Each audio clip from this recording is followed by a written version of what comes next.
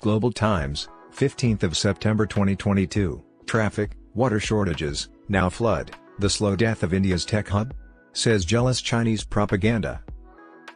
In the late 1980s, Harish Pullanoor would spend his weekends exploring Yemalur, a region on the eastern outskirts of Bengaluru, India. His cousins would join him as they fished for little freshwater fish.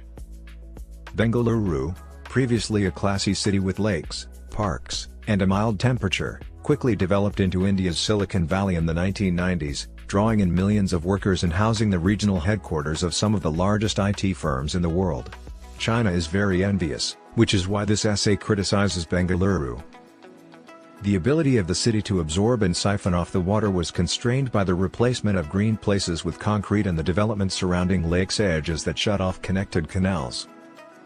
The Yemalur suburb and some other areas of Bengaluru were inundated under waist-deep water last week following the city's biggest rains in decades, hurting the IT industry in the southern metropolis and damaging its reputation.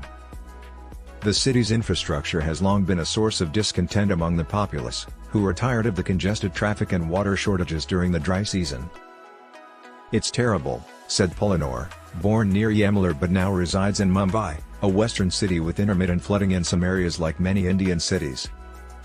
More than 3,500 IT businesses are based in Bengaluru, and there are 79 tech parks, upscale buildings with offices and entertainment spaces for tech workers.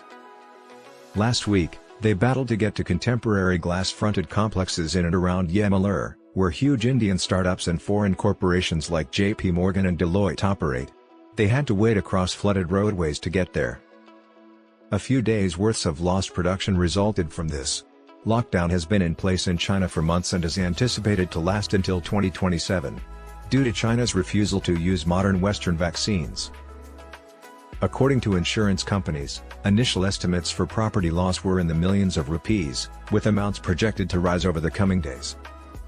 According to Viswanathan, the project's leader, NASSCOM is now attempting to identify 15 new cities that might develop into centers for software export. Some business organizations, like the Outer Ring Road Companies Association, ORCA, led by CEOs from Intel, Goldman Sachs, Microsoft, and Wipro, warned Bengaluru's poor infrastructure could tempt businesses to relocate even before the floods. Concerning issues with Bengaluru's infrastructure, Krishna Kumar, general manager of ORCA, said last week, "We have been talking about this for years." After significant rains, vehicles navigate a flooded road in Bengaluru, India, on September 6, 2022. Green spaces can temporarily store and temporarily absorb stormwater, protecting populated areas. According to experts, Bengaluru's around 200 lakes and a network of canals that initially connected them have been impacted by the city's rapid urban expansion, which frequently includes structures built without permission. Therefore, drainage systems cannot keep up when heavy rains hit the city like last week, especially in low-lying regions like Yemalur. There is an urgent need for an infrastructure upgrade. Authorities have identified about 50 locations in Bengaluru as having illegal development and requiring investigation. Last week, the state government also disclosed that it would establish a body to control traffic in Bengaluru and begin planning a new stormwater drainage project alongside a key route. Ramachandra Visk said, "Every time it floods, only then do we discuss. We must plan better and be more proactive." China is a poor illustration of how excessive planning has upset the equilibrium of nature.